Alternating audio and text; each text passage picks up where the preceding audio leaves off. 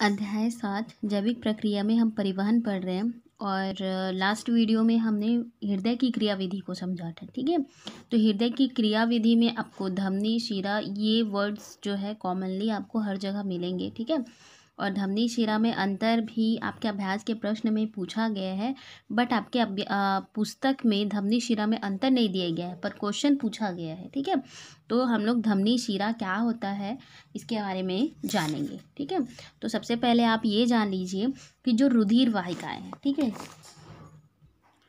रुधिर वाहिकाओं के बारे में जानते हैं। ठीक है, तो रुधिर वाहिका किसे कहते हैं? ऐसी नलियां जिसमें क्या बहता है, रुधिर बहता है, उसे क्या कहेंगे हम? रुधिर वाहिकाएं कहते हैं। ठीक है, और आप जानते हैं कि हमारे जो जंतु होते हैं, ठीक है, जंतु जिनमें बंद परिसंचरण पाया जाता है उसमें 3 टाइप के वाहिकाएं होती। कौन कौन सी? पहला होता है धमनी, दूसरा होता है शिरा, ठीक है, और तीसरा होता है केशिकाएं।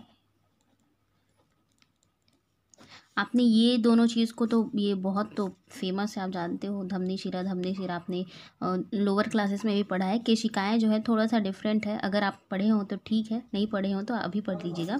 ठीक है, तो धमनी शिरा इसके बारे में आप जानते हैं। ठीक है, धमनी जो होता है आपके शरीर की गहराई पे होता है, ठीक है, वो एकदम अंदर होता है, और शिरा जो है आपकी ऊपरी सतह पे। आप अपने नस को भी देखोगे तो हरी कलर की दिखाई देगी, हरी नीली कलर की, ऊपर ऊपर में ही आपको ऐसी ही आंखों से दिख जाएगी। ठीक है, तो ये शिरा होती है, ठीक है, ऊपरी सतह पर होती है। केशिकाएं जो होती है, केशिकाएं क्या होती है इसी के बारे में आपको जानना है, क्योंकि ये जो नॉलेज है बुक में है नहीं, तो सोच लेते हैं, तो सोचे कि इसको बता देते हैं। ठीक है, कि केशिकाएं क्या होती है। देखिए, धमनियों के विभाजन से बनने वाली धमनिकाएं, ठीक है, शरीर के ऊतक में जाकर अत्यंत पतली पतली महीन शाखाओं में बढ़ जाती है। ठीक है, जो एक धमनी है उसी का विभाजन होता है जो ऊतकों में जाकर, ठीक है, जो हमारे टिश्यूज़ हैं, ठीक है, हमारी बॉडी है जो टिश्यूज़ हैं उसमें जाकर एक छोटी छोटी शाखाओं में बढ़ जाती है। ठीक है, इस तरह से ऐसे ऐसे करके, तो उसे क्या कहते हैं? केशिकाएं कहते हैं। ठीक है,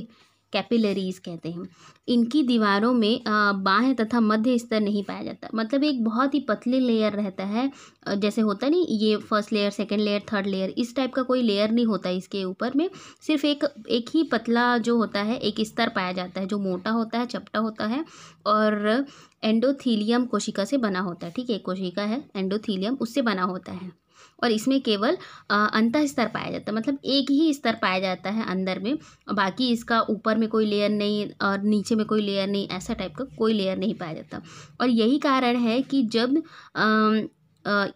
इस कारण इन्हीं स्थानों पर कोशिकाओं के रुधिर तथा ऊतकों की कोशिका के बीच में, देखो यहाँ पे ब्लड है, मान लो इस केशिका में ब्लड है और यहाँ पे ऊतक है, तो अगर ऊतकों की किसी चीज़ की ज़रूरत हो, मान लो ऑक्सीजन की ज़रूरत हो, तो यहाँ पे वो उससे क्या कर सकता है? डायरेक्टली टच में होने के कारण उससे ले सकता है। ठीक है, विभिन्न पदार्थों का आदान प्रदान कर सकता है। शरीर के विभिन्न अंगों या फिर तथा ऊतकों में को पूरे केशिकाओं का क्या होता है? जाल बिछा रहता है। इसीलिए आप अपनी बॉडी की कहीं भी पार्ट को कट करोगे तो वहाँ से ब्लड ज़रूर निकलेगा, क्योंकि पूरी बॉडी हमारी ऊतक से बनी हुई है ना, और हर ऊतक में पूरे क्या बोला गया है कि केशिकाओं का ही जाल बिछा है।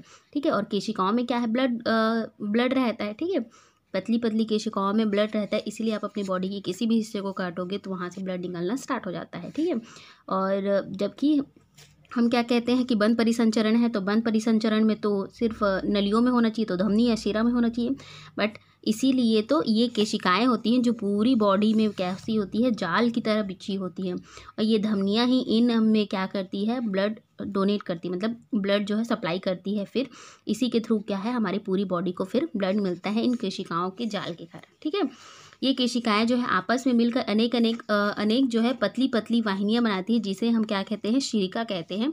ये आपस में मिलकर शिराएं बनाती हैं। ठीक है, इस प्रकार बंद परिसंचरण तंत्र में धमनी और शिराएं आपस में कोशिकाओं द्वारा क्या होती है? जुड़ी होती है, और प्रत्येक अंग या फिर ऊतक की कोशिकाओं और कोशिका के चारों तरफ एक द्रव भरा रहता है, जिसे क्या कहते हैं? ऊतक द्रव कहते हैं, और इस द्रव के माध्यम से कोशिकाओं को जो भी उपयोगी पदार्थ होता है या फिर जो भी अपशिष्ट पदार्थ होता है वो कोशिका में पहुंचते हैं। ठीक है, तो इस तरह से है। पहला धमनी के बारे में आप कॉमन है जानते हैं, शिरा के बारे में भी जानते हैं, और ये है केशिका जो हमारी पूरी बॉडी में जाल की तरह फैला हुआ है, जो धमनियों के विभाजन से बनता है, जिसमें कोई लेयर नहीं होता, सिर्फ अंतः स्तर पाया जाता है।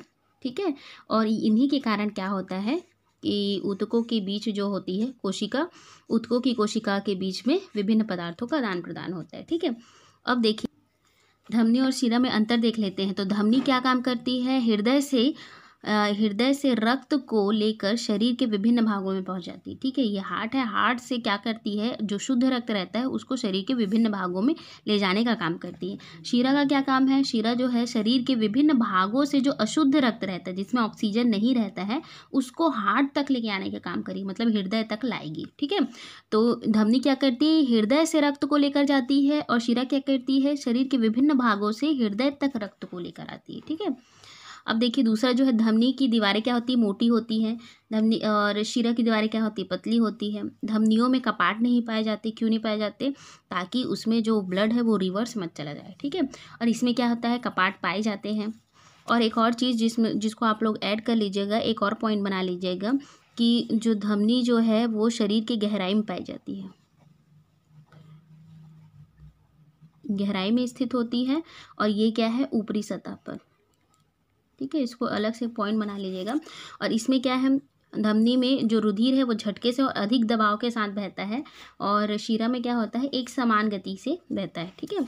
और धमनी में शुद्ध रक्त बहता है, इस चीज़ को जानते हैं। लेकिन अपवाद ये है कि पल्मोनरी धमनी में कैसा रक्त बहता है, अशुद्ध रक्त बहता है। जब आप क्रिया विधि पढ़े थे तो उसमें क्या हुआ था, जो अशुद्ध रक्त को कौन लेकर जाता है, पल्मोनरी धमनी लेकर जाता है, उसको फेफड़े तक लेके जाता है ताकि वो शुद्ध हो जाए। ठीक है। तो पल्मोनरी धमनी एक अपवाद है जिसमें अशुद्ध रक्त बहेगा, बाकी जितनी भी धमनियाँ हैं उसमें सब में शुद्ध रक्त बहता है। ठीक है। उसी तरह शिरा में क्या होता है, जनरली अशुद्ध रक्त बहता है, लेकिन अपवाद क्या है, पल्मोनरी शिरा। पल्मोनरी शिरा क्या करती है, फेफड़े से जो शुद्ध रक्त होता है, ठीक है, ऑक्सीकृत जो ब्लड होता है, उसको बाएं आलिंद में और बाएं निलय में लाने का काम करती है। ठीक है। बाएं आलिंद में लाने का काम करती है, इसलिए यहाँ पे क्या बहता है, इसमें शुद्ध रक्त बहता है। ठीक है। बाकी जो शिराएं होती हैं उसमें सब में अशुद्ध रक्त ही बहेगा।